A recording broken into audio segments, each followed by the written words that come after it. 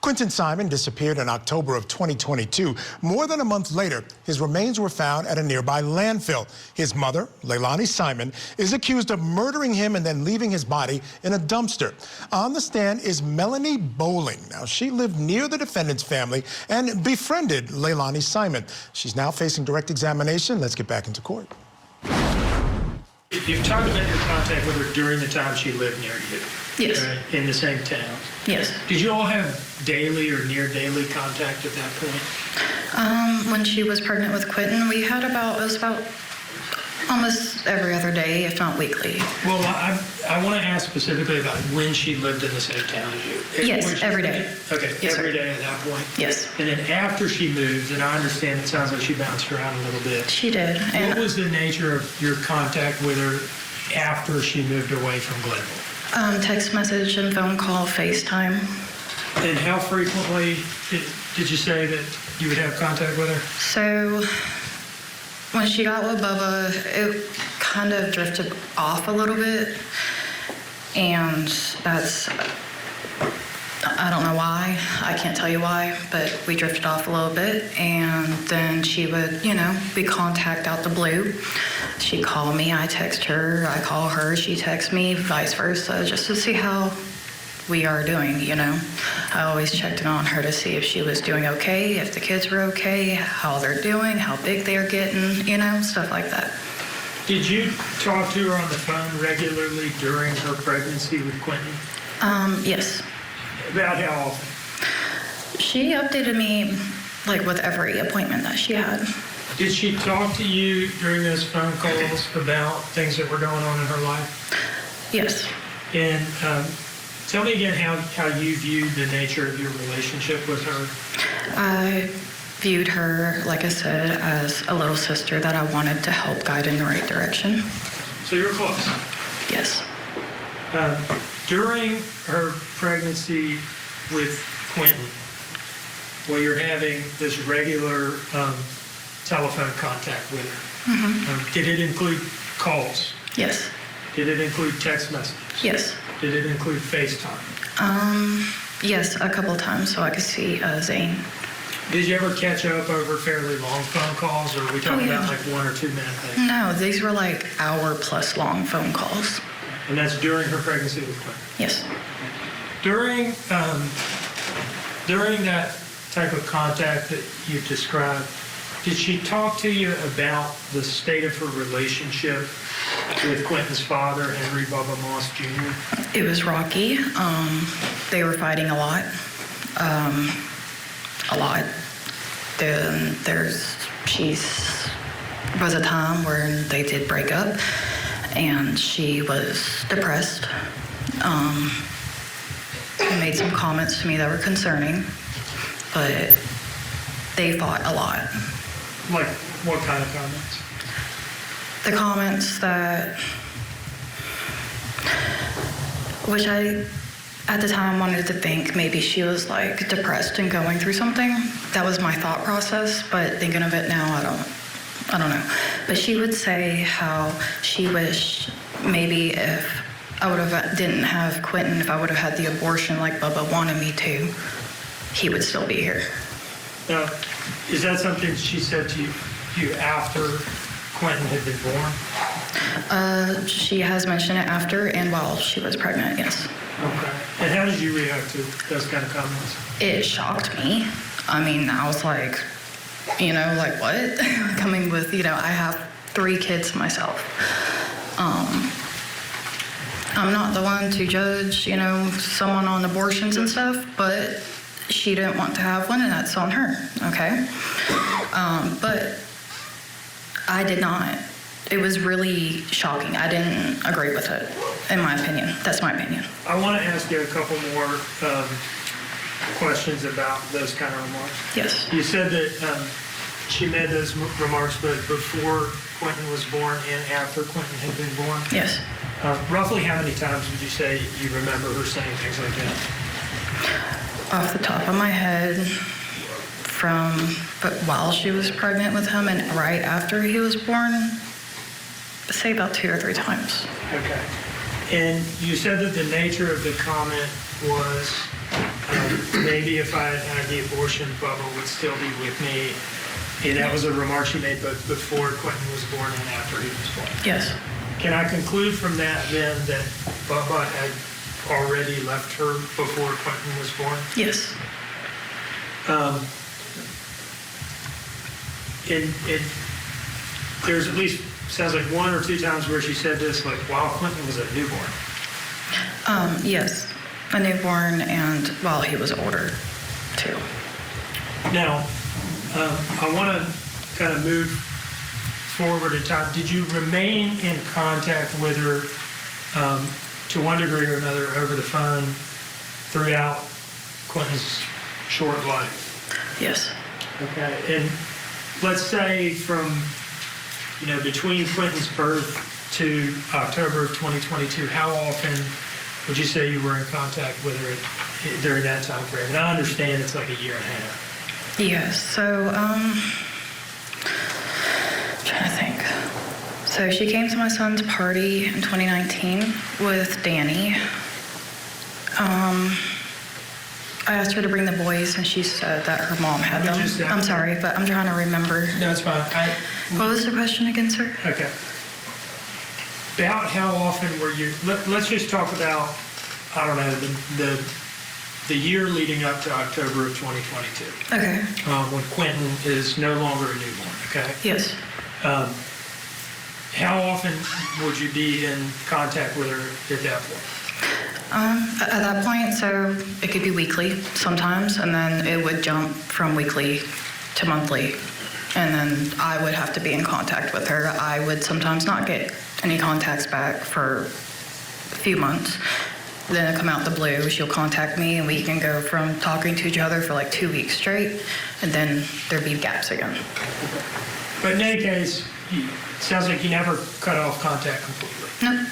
And would you, during this time frame, would you still sometimes have these long, extended phone conversations with her? We did. And would she talk to you about things that were going on in her life? Yes. And could you hear the children in the background at times? Always. Was there ever a time on any of these calls that you heard anything concerning directed towards Quinton? I mean, besides, may I repeat what was said? It's cursing. Or should I blurt it? Whatever your response is, you may give it. Yes, ma'am. I wanted your permission. So the rules here are, if you're, quoting, we would ask that you not just like insert your own. No, I just want to hit what she exactly If said. you're quoting somebody, tell us what you heard. Okay. There's been times when she has been getting on to Quinton, saying, "Will you get the fuck down, you stupid little shit." She will call them assholes, you little assholes. I told you to go do this. Now go do what the fuck I said before I beat your ass. Called him a bastard child out of anger. I guess he was doing something like that. All right, I want to thank Robin for, Robin Nunn, for joining us tonight. It's the top of the hour. We do need to take a break. Marsha Manoa is going to be sticking around for our next hour, so don't go anywhere. Our extended coverage in the Tyler in a landfill murder trial continues at 7. Keep it here on Court TV.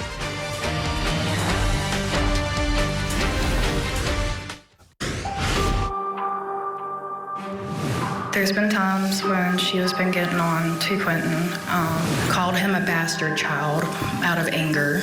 I guess he was doing something like climbing on the table, and she told him to get down several times. And she's like, this is why I wish I never had you, wish I would have aborted you, and stuff like that.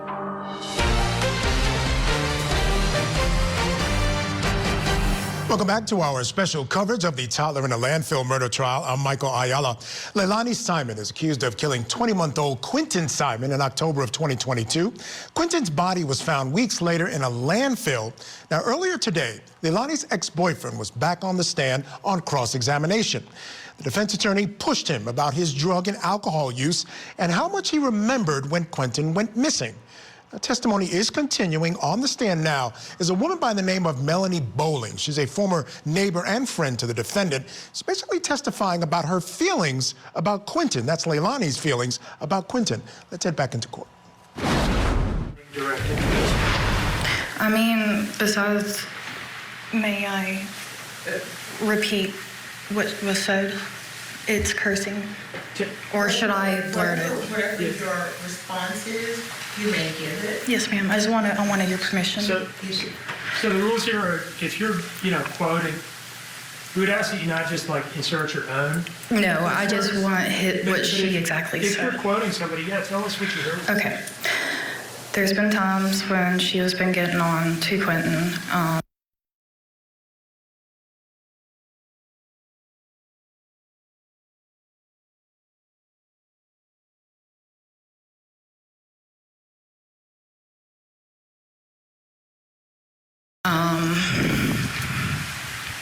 Called him a bastard child out of anger.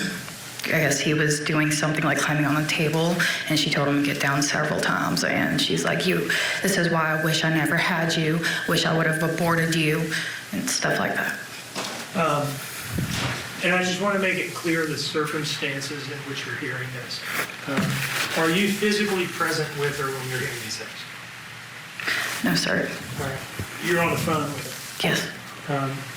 And you can hear her saying these things over the phone. Yes. Okay. Let's kind of break these things down.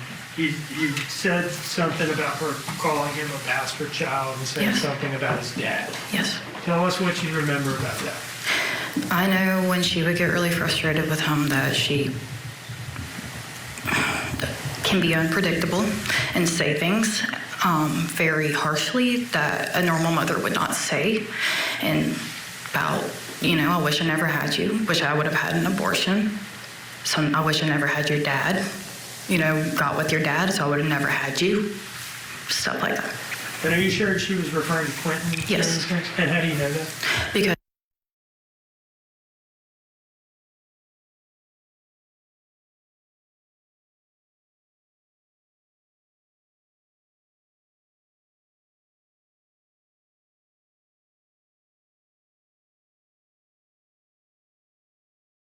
Did you tell over the phone what he was doing, or if anything, or what was going on that caused her to have these outbursts?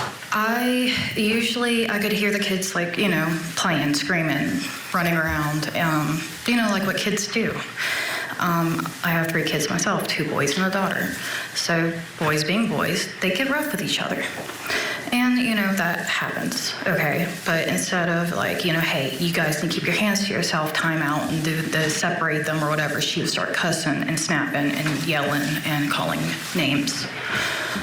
Now, how would you react, if at all? I don't know whether you... I was speechless, sir. I would try to be like, hey, calm down. You're just mad. You don't need to be saying those kinds of things. You don't mean it, thinking, she didn't mean it. That was my assumptions. Okay, but I would try to calm her down and be like, hey, chill out. Take a breather. They're just kids. They're little kids. This is going to happen. Did you ever hear anything that sounded... you've talked about... What you've talked about to this point, would you characterize it as verbal abuse? Yes, and I've heard her whip them, but I can't, like I said, it's whoopings, so I don't know if she's using her hand on their butt. I don't know what she's using. It's on the phone call. Okay, so for that, you're saying you can't say whether it was or was not reasonable parental discipline? Exactly. But you've heard stuff like that? Yes. Okay. Did overall, based on all your interactions with her and all your observations, did you develop the impression that she felt differently about Quinton than she did about Zane? Yes, because every time I would speak to her, she would always speak highly about Zane and her youngest one after she was born, but never about Quinton, even though he was the sweetest little thing ever. What kind of things would she say about Zane? Because you said this.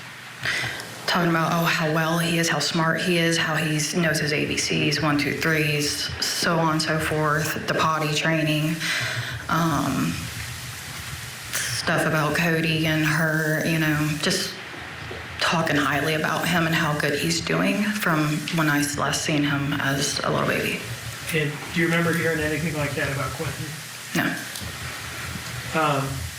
Just to be clear, did you ever yourself physically meet Quinton? I have never physically met Quinton, no. And is that because you all didn't, you all had already, she had moved away Right. at the time before she had? But yes, but I have FaceTimed him after he was born and seen him, I FaceTimed him and Zane and Sky when she was a little baby too. One moment, please. Yes.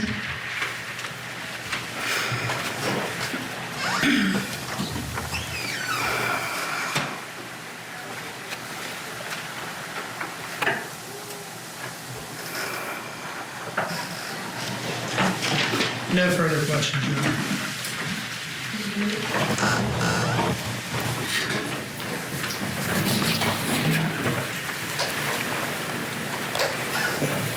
Ms. Bowling, you said that you met Ms. Simon in 2019 with Danny? No, I met her in 2017, 2018 when she was dating Cody. All right, maybe I misheard. You said you met her in 2019 at a birthday party with Danny. She brought Danny to my son's birthday party that I invited her and her children to come to in 2019. Okay, so you're saying that Danny Youngkin attended a birthday party with you in 2019 with Miss Simon, correct? Correct. Okay, and that's the hill you're going to die on. I believe that was Danny, yeah. That's who it looked like. All right. Are you aware that she didn't meet Mr. Youngkin until 2020? Say that's not what I'm not aware of. I'll say because she brought that man to my birthday party. Well, you just sat here under oath and said it was Danny Youngkin, Ms. That's Bowling. what she told me that was his name, Danny, that she was bringing through messages on Facebook Messenger, sir. Ms. Bowling, when was the last time you actually physically, let me ask you this. When did you ever physically meet Quinton Simon? I never physically met him. Okay. So in 20 months of his life, you never once saw him in person, correct? Correct. Right. And when was the last time prior to that you had met and hung out with Miss Simon? Prior to his birth? His birth. Okay. Prior to his birth was the birthday party, 2019. Okay. So at least 2.5 years prior, well, maybe a year and a half prior to his birth then? Well, actually, that was, roughly, yeah. Okay. So at that point in time, had Zane been born? Yes. Okay. So now you said that originally y'all would talk every day. Mm-hmm. Then it was weekly, then it was every other week, then it was monthly, then it was every few months, correct? Correct. Okay. Not really a strong friendship there, is it? Well, sir, we did have a very strong friendship, but again, like I've said before, you can lead a horse to water, but you can't make him drink, and the path she was going down was a path that I clearly could not help her out. Miss Bowling, you and Miss Simon started smoking weed together in 2017, so let's not pretend this is some sort of Sunday school You're thing. right, sir, okay? But the thing is, I never done cocaine, I never did ecstasy, nor pills. Okay. That was in 2017, sir. That was. That was a long time ago. And I don't anymore. Okay. Well, congratulations to you. And that being said, was that the reason y'all hung out, was to smoke weed together? No. The reason maybe for her, because she likes to use people, but to me, it was, hanging out with Cody, helping him get back on his feet because of what he had to endure and go through at that time, which is a different matter from this court. You have some rather unique beliefs, don't you, Miss Bowling? Beliefs. Yes. Can you define that, please, or elaborate it for me, please? I can. Do you remember meeting with Mr. Dean on August 13th of this year? Yes. Okay. Do you remember telling him about some experiences you had on August 13th and conveying those to him? Yep. Okay. And so, correct me if I'm wrong, but did you not tell him that you had communed with Quinton Simon's ghost? Yes, and if you would like, I can actually do it here and show you guys. Oh, please, by all means. I would love to see this. Give me a Holy Bible and a candle, and yes, sir. So, that being said, you told Mr. Dean this, correct? I sure did. And you said, and correct me if I'm wrong, your husband videotaped the seance, correct? He did. And anytime I'm making a misstatement as to what you said that Quinton Simon spoke to you through a candle. He spoke to me through images. Okay, when I was in my trance, I couldn't see anything except for what he was showing me and what he was telling me as a 15-month-old could do. Okay. And so he was a 15-month-old ghost speaking to you. Please tell me about this. I would love to hear it. Okay, so this is what I did, and I lit my candle, had my Bible out, and I prayed. I asked if I could reach out to Quinton Simon. And here he comes, behold. Do I see him physically? No. But here he is, and he is Mama Mel. That's what I was always called by them. Mama Mel, help me. I said, with what? I said, help me help you. What happened? He said, Mommy hurt me. I asked him, how did he hurt you? Or how did she hurt you, sorry. And he told me, she hit me in the head really hard. I said, okay. I was like, what else? And I said, did you get any candy, thinking maybe he got into drugs or something? And he said, no. I said, okay, where are you? And he threw me the star of the church that's next to the landfill on that dirt road right there next to Little Neck Road on the dump. He showed me exactly where he was in that pile with his arm hanging out, lifeless, gray, and there's blood in a bag that looked like it used to be like a bluish purple color, and he's throwing up blood. After I closed out the seance, I prayed, and I said, I wish you peace, and to pass on peacefully. I got to tell you, I'm a bit speechless. At this point, I'm not even sure what I'm watching. Certainly no love lost between this witness and the defendant, but she's offering to give seances in the courtroom and explaining an entire communication that she had with the ghost of Quinton. I don't know. All right. Stay with us, folks. We're going to bring you much more from that courtroom out there in Georgia. We're going to hear more from witness Mama Mel, or Melaine Bowling, Leilani Simon's former neighbor and friend. You do not want to miss her testimony. Keep it here on Court TV. Tonight on Closing Arguments, prosecutors claim she killed her 20-month-old son before throwing him in a dumpster. We'll bring you the very latest in the case against Leilani Simon. Closing Arguments, tonight at 8/7 Central, only on Court TV. What happened that night? Are you not prepared to take responsibility for any of your crimes? Interview with a Killer, a Court TV original series. Premieres Sunday, 8/7 Central, only on Court TV.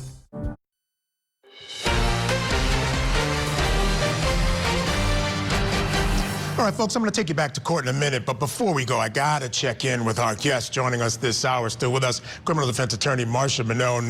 Marsha, I just got to check in with you about what you're thinking about Melaine Bowling.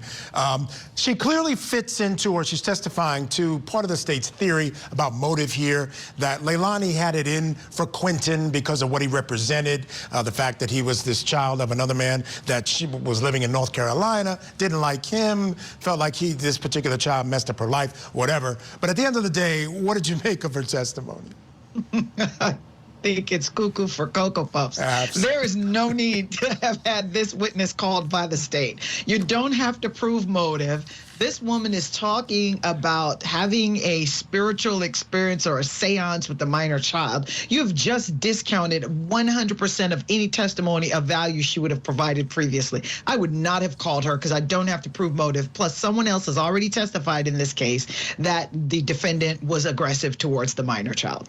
And I think it goes even further than that, Marcia. It not only sullies her testimony, but I'm thinking it could have an effect on the overall prosecution case. Absolutely, because as a jury, if I'm thinking this is the best that the state can provide, I'm going to start questioning, oh my God, do we even know who caused the death of this minor child? Do they just have it out for this young lady, or is everybody else's testimony based on their seance or conversations with this witness? She can tank the entire case, so you're correct. I would not have called her. And I love what the defense is doing. They're basically, look, the testimony technically doesn't help the defense in terms of what she's saying. She's saying the kid told her she hit me over the head, blah, blah, blah. But the defense has no problem letting her ramble on because it's so crazy. It is psychotic. And as defense counsel said, go ahead, please tell me. We have all day.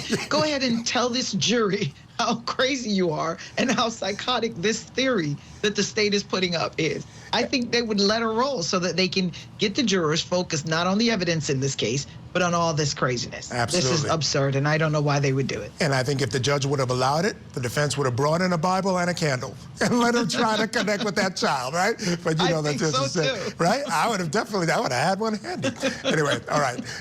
Stand by, Marcia. We're going to go back into court now. Melaine Bowling is still on the stand. Her testimony has been, I'll call it entertaining. She just told the jury about a seance where she claims to have spoken to the spirit of little Quinton. She's still on cross-examination. Let's head back into court. I prayed, closed it out. That was that. Blew out the candle, turned on the lights, and my hoverboard that both my son had, that was completely destroyed because he took it through a mud puddle. When you take a hoverboard, electric hoverboard through a mud puddle, it's done. It started turning on and off by itself and moving, even though it's completely done for, and I've tried charging it and nothing. And what date was this? What day was that? That was, to be honest with you, it's sometime in November of 2022. I don't know the exact date. I do not. So this was after they announced they found remains in the landfill? No, this was actually before the indictment report came out. I had the dream, which I told them already, but yes. Okay. So it was in November, correct? Roughly, maybe the end of October. It's in that time area. I also had a major craniotomy that year, so my memory's a little... What's a craniotomy? Where you have to have a major brain surgery. They take your skull off, you know? Mm-hmm. Yeah. So you had a craniotomy? I did. And you told all this to Mr. Dean? To Mr. Yes. Mr. Dean. That's all the questions I have.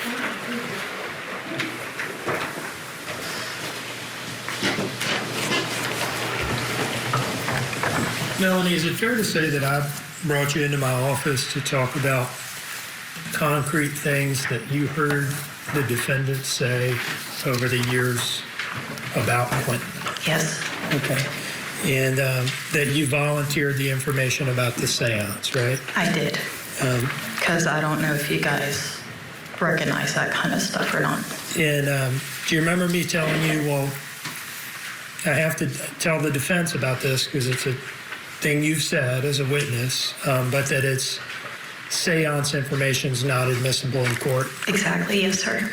And do you remember acknowledging pretty even-handedly that you understand that not everybody believes in these things? I do, and that's why I didn't want to speak upon it like that. Yes, sir. Now, you've said that you had a Bible with you while you were doing this. Yes. And it was a Christian Bible. Yes, sir. I was baptized and raised as a Christian. Do you remain a practicing Christian? I sure do, sir. Do you consider this some sort of a prayer practice, what you're describing? Yes, sir. I mean, in a way. Do you consider it a private matter? A private matter? Yes. How does it feel to come into court and essentially get made fun of for it? You gonna be honest with you, it's kind of embarrassing because, like you said, not everybody believes in this kind of stuff. Unfortunately, I was born with a gift that I call a curse. Now, does any of this have anything to do with the things that you heard her say about her son, both before and after his birth? No, sir. Thank you. Yes, sir. There's one or two follow-up. Ms. Bowling, you're willing to hold yourself up to ridicule to get justice for Quinton, aren't you? Excuse me? Said you're willing to hold yourself up to public ridicule to get justice for Quinton, aren't you? I guess so. I'm here to get justice for him, so. What aren't you willing to do for Quinton justice? Well, I've done everything I can possibly for his justice. Thank you so much. Anything further from the state? All right, so that wraps up Mama Mel's testimony. Melaine Bowling, former neighbor and friend of the defendant. Quickly, let me check in with our guest, Marsha Minot, criminal defense attorney. Marsha, I want to put aside the whole seance thing and all that stuff and really talk seriously about what she did provide, and if that's something that is going to be helpful to this jury based on the totality of what we just heard. This idea that this young woman, this defendant, really didn't like this child. This child represented things to her that made her angry, didn't treat him very well, said some very, very mean things and abusive things to him, which is truly unfortunate. But at the end of the day, that is a real thing. That is not something that's taken out of the blue like this whole seance stuff. That's a real thing. And if the jury takes that at face value, that could be important in the state's case. It could be. However, jurors are going to be told to judge the character of a witness, to judge credibility of a witness. And the problem you have is they have choices. They're going to be told you can believe all of what the witness said, some of what the witness said, and none of what the witness said. When you add the seance to it, Michael, it's hard to separate it. And it's hard for a jury to determine the credibility of this witness. So I am concerned that although there might have been some value, it was washed away when the seance information came in. Yeah, cannot disagree. All right, thanks, Marsha. Stand by. We're going to take a break. And when we come back, we're going to have a new witness on the stand. She's a 17-year-old that used to babysit Leilani Simon's 3 kids, and she allegedly saw 3 incidents where Simon abused Quinton. We're going to get her testimony when we come back. Keep it here on Court TV.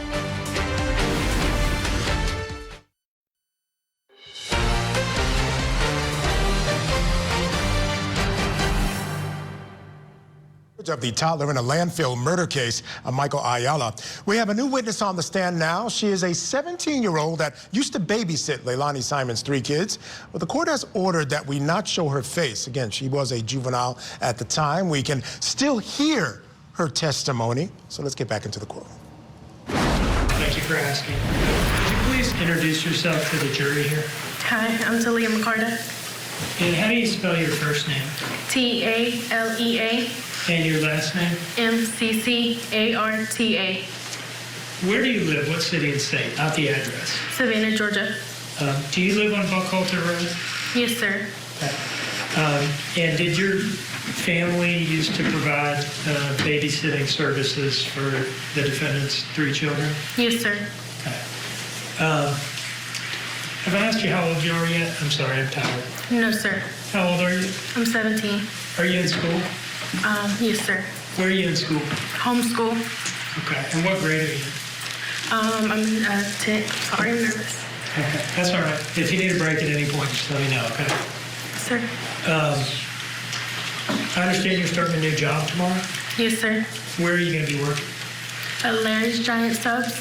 Is that your first big girl job, I guess? Yes, sir. Okay. Congratulations. Thank you. Did you know Quinton Simon? Yes, sir. How did you come to know him? Through my mom and them and Miss Sandra. And tell us about, well, who's Miss Sandra, first of all? Miss Sandra is Tommy, Billy Joe's husband's sister. Okay. And how do you, when you say you know him through Miss Sandra, what do you mean by that? Miss Sandra went to church with us. And she just came up to my mom and sister and asked if my sister could babysit them. Okay. And is that how the babysitting stuff started? Yes, sir. Tell us about the beginning of that. How did it play out? Miss Sandra had came and knocked on the door and asked if my mom could babysit some kids. And my mom said, well, I'll be working, but I can ask my daughter. And my sister said yes. And what's your sister's name? Maritza McCarta. Is she older or younger than you? She's older than me. How old is she now? 19 years old. Okay. So going forward from that, did you all start babysitting the kids? Yes, sir. Okay. And between the two of you, you and your older sister, did one or the other have responsibility for one or the other kids? It's kind of a confusing question, but do you understand what I mean? Yes, sir. My sister really had most of the responsibility, but I would be there to play with Quinton stuff and Zane. Were you and your sister, were you or her closer to Quinton than the other? It was both of us. Yes, sir. We really loved both of us. Tell us about spending time with Quinton. Where would you spend time with him? Throughout the whole house, Quinton, he would open the door, like when it was cracked, he would push it open with his hand. He'll come in there and he'll love on you. What door are we talking about here? The bedroom door. In your house? Yes, sir. And what do you mean by he'd come in and love on you? Like, he'll run to you, open his arms, and just throw himself on you and give you a kiss on the cheek. Did you like spending time with Quinton? Yes, sir. Now, was there ever a time where you spent time around Quinton and Leilani together? Yes, sir. And during those times, did you ever see her treat him in a way that upset you? Yes, sir. Can you tell us about any of those times? With the console, like the PlayStation remote control, when she said that Quinton had got a hold of it, and it was the night before, and I guess she still got mad talking about it, so she pushed him down. Okay, let's break that down a little bit. Where were you when this push happened? She was by the tiki bar, and I was by closer towards the pool where the little step is. Okay, so whose house were you at? Billy Joe's. Okay. You're out back between the tiki bar area and the pool. Yes, sir. Okay. And what was it that caused Leilani to push Quinton? She got mad because he had supposedly broken the controller to her PS4. Okay. And how did this come up? When I walked up, I asked her if I could get Quinton, and she said, yes, please take him. And then she just led off the conversation because he got a hold. I'm pretty sure she said it was her brother's controller, and he was going to be mad at her. And what time of day was this? I'm going to say around 2. Okay. In the afternoon, I presume? Yes, sir. Okay. You said you came up. Where were you coming from? I was coming from my mom's house. And where was Leilani? Leilani was outside. Okay. In the back there? Yes, sir. And where was Quinton? Quinton was inside. Okay. And you said you were coming over to see if you could get Quinton. Yes, sir. What do you mean by that? I know the night before her and Danny was arguing or something, and she had called my phone to see if I could come get him, and it was like around 4 in the morning, and I told her I wasn't allowed at the house that late, and I didn't want to wake my mom up. She had work the next morning, but I would be over there the next day to grab him for my sister. Did you say she called you or she texted you? I didn't catch that. She called me. Okay, she called you at like 4 in the morning and asked you to come take Quinton? Yes, sir. And why did she want you to do that? She was getting aggravated with him. Okay, so it's the next day that you went over to get him? Yes, sir. And what were you going to do with him? I was going to grab him and take him over to our house. All right. And is that something that you would do from time to time, come and get him and just take him? Every day. Okay. Yes, sir. Was he like your buddy? Sir? Was he like your buddy? Yes, sir. Okay. So you come up, you said Quinton's inside, and Leilani is out back by the pool, right? Yes, sir. And you were there to get Quinton. Yes, sir. And at some point she pushed him. Yes, sir. At what point did he go from being inside to outside? He had walked up because the door You could see through it. So he had walked up and put his hands and his mouth against the door, and he was happy. And she opened the door. She put the door handle and she pushed it open, and she was continuing telling me the story. And Quinton started saying bubbles. He wanted bubbles. And she pushed him, took her hand and pushed the middle of his chest and pushed him. And what was the bubbles thing about? You said he wanted bubbles? He loved bubbles. Okay. Are you talking about like soap bubbles that you blow? Yes, sir. Okay. When she pushed him, what did she use to push him with first? Her hand. And where did she put her hand on his body? Right here, in the middle. And at that point, her hand's on his chest, and what does she do? She pushes him. And what happened to him when she pushed him? He falls on his butt. And what did he do? He looked at me and held his arms out and started crying. And I told Leilani that upsetted me. Or what did you do it? You okay?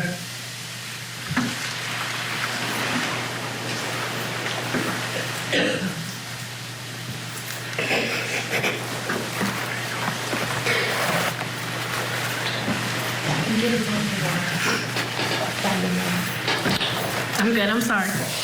When he fell, what part of his body hit? Did he fall on the ground, I guess?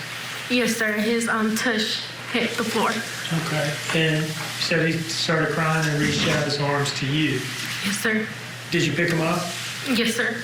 And did you say anything to Leilani? I told her that wasn't necessary because it happened last night, but she should have talked to him first.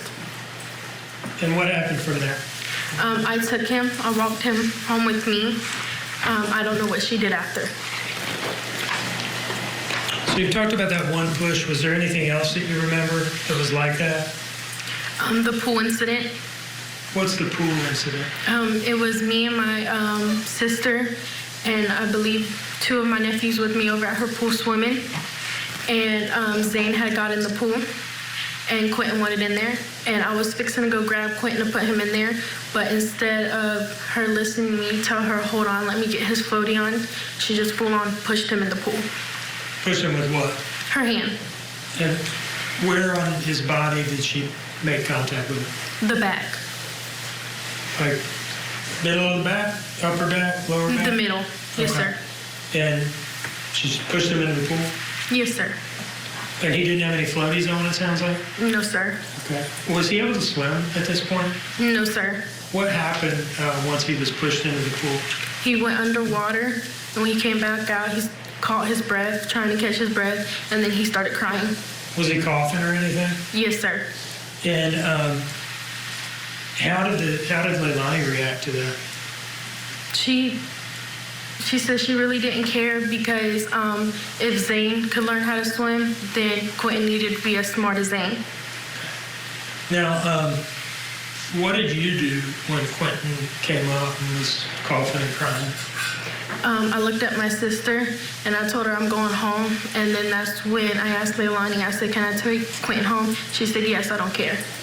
And how were you feeling at that point? I was mad because wondering in my head how she could push him in the pool knowing without any floaties and knowing he can't swim at all. How was Quinton as you were walking home with him? Did you dry him off or anything first? Or? I did dry him off. I wrapped him in a towel and he laid his head on my shoulder. And what happened when you got home? When I got home, I had put a pull-up on him and he went and laid on the couch with his teddy bear. And did you lay on the couch with him, or did you just leave him alone, or what? I went to go fix him some juice, and then I laid on the couch with him. Okay. How long did y'all lay there? About 2 hours, because he had fell asleep. Okay. Yes, sir. Did you take a nap there with him? No, sir, because I was afraid I was going to squish him if I fell asleep with him. Okay. Anything else you remember that was like those two things? Other than her getting mad at him with the stairs and stuff. Tell me about that. It was one night when I went over there and she was smoking. She had went upstairs and she was talking to me about Quinton's father. And she said she don't know how Quinton could look so much like his dad when she's the one that gave birth to him. And I said, well, I don't know, because I didn't want to really get into that kind of stuff. It wasn't my problem. And she just kept going on about it, and Quinton was down the stairs. And I said, Leilani, he needs help down the stairs, because I had Sky in my hands.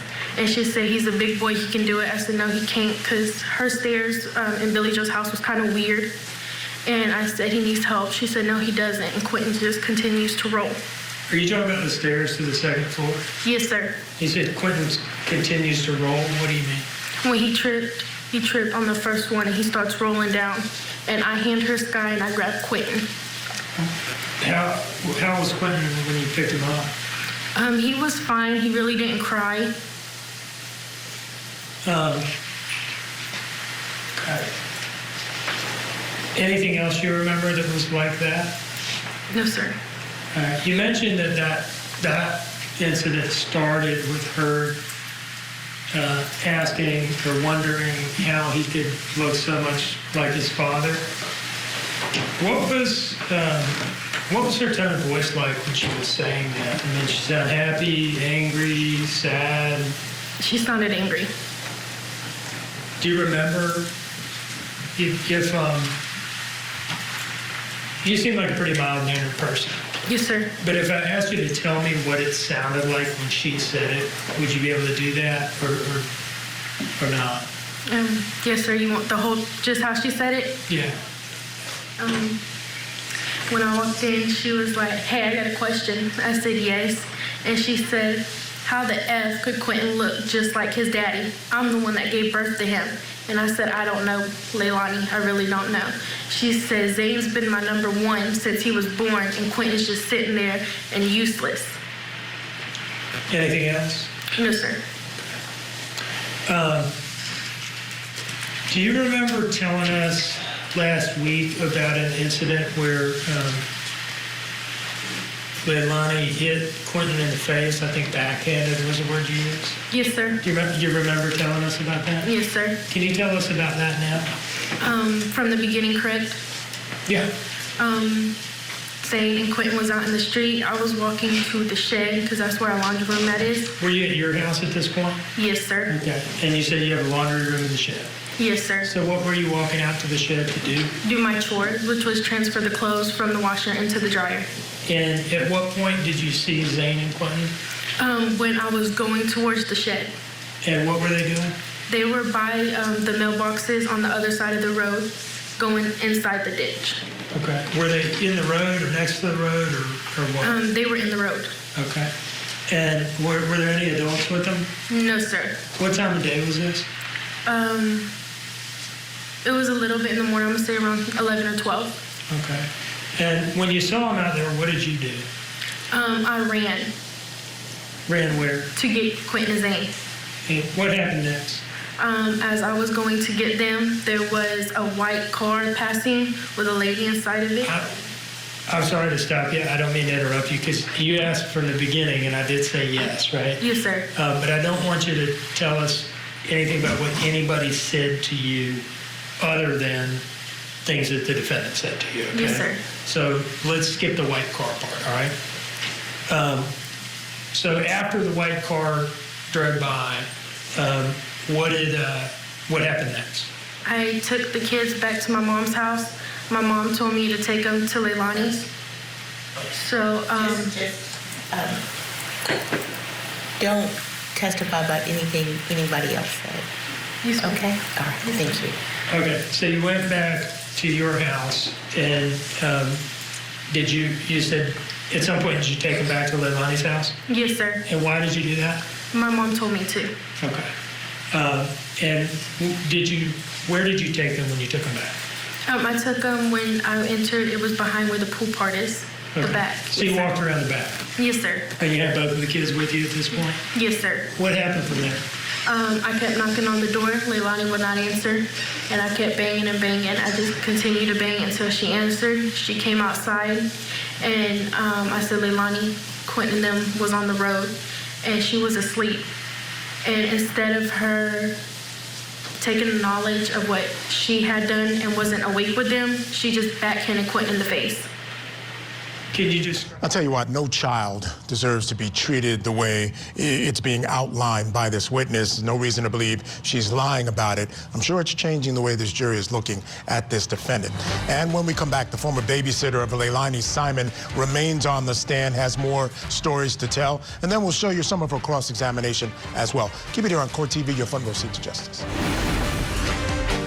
Tonight on Closing Arguments, prosecutors claim she killed her 20-month-old son before throwing him in a dumpster.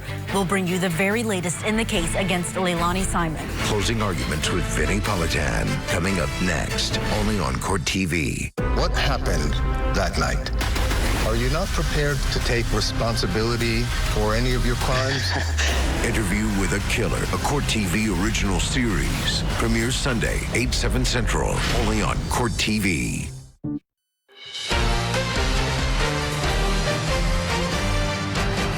Welcome back to Court TV Live. I'm Michael Ayala. Leilani Simon, 17-year-old former babysitter, remains on the stand. The court has ordered us not to show her face, but we can still listen to her testimony. So let's get back into that courtroom for her cross-examination.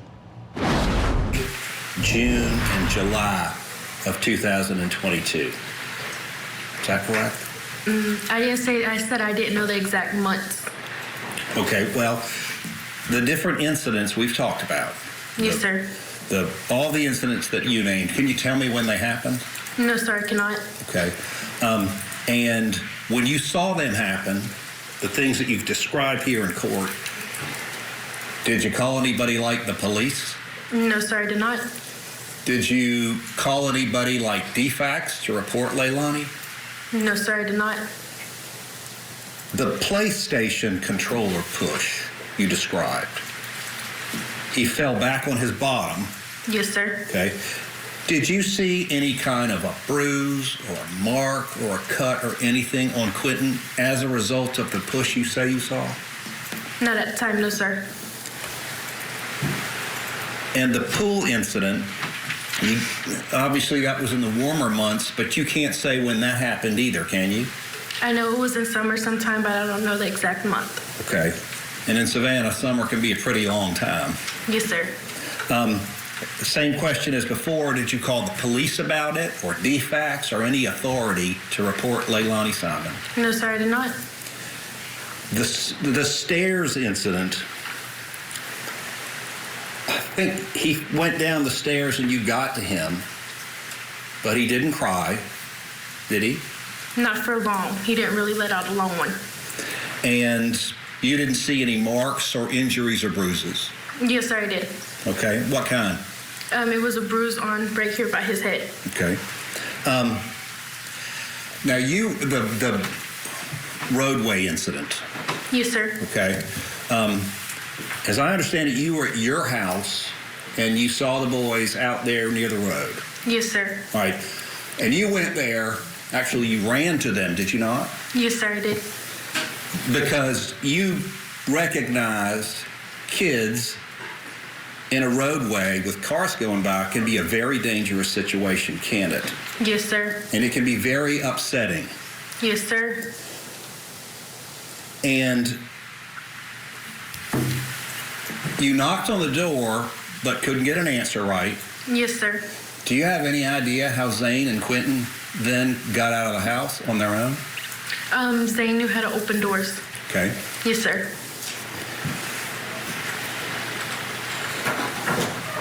And right now, in recounting these different incidents, you can't give an exact date about when they happened, can you? No, sir, I cannot.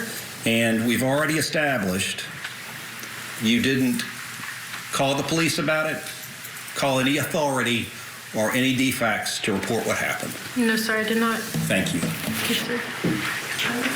Mr. King, can you read the record? When these things would happen, was there anybody you tell? I would tell my mom. All right. No further questions. All right, so the defense doing on cross there, I think the best they could possibly do. Let's bring in our guest quickly to discuss. Still with us, criminal defense attorney Marsha Minot. I thought the cross was pretty effective given the type of testimony that it was and the witness herself being a teenager.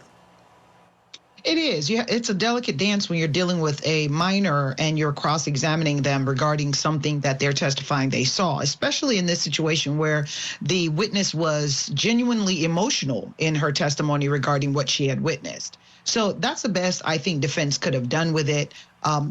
The closing probably is going to include some type of conversation about she couldn't tell you when, and it could have been told to her with suggestive questioning, and now she's making it up. I don't think that's going to be bought. So I think defense counsel is going to have a problem with her testimony. And quickly, I think there's also a little tidbit the defense could use with Zane was able to open doors. And that's how the kids had gotten out of the house in one of the situations. That could be pertinent to maybe an argument that that's what happened here on the night in question. Absolutely. That did help the defense. Those are great nuggets that they got, because now if the children can leave on their own, then that means the mother may not have harmed them. And that's the reason why the child ended up in the landfill. Yeah, so at the end of the day, we'll hear more testimony tomorrow. It was good testimony for the state, but still, there's still a long, long way to go. All right, Marcia Minot, thank you so much for sticking around with us. Truly appreciate it. Always a pleasure.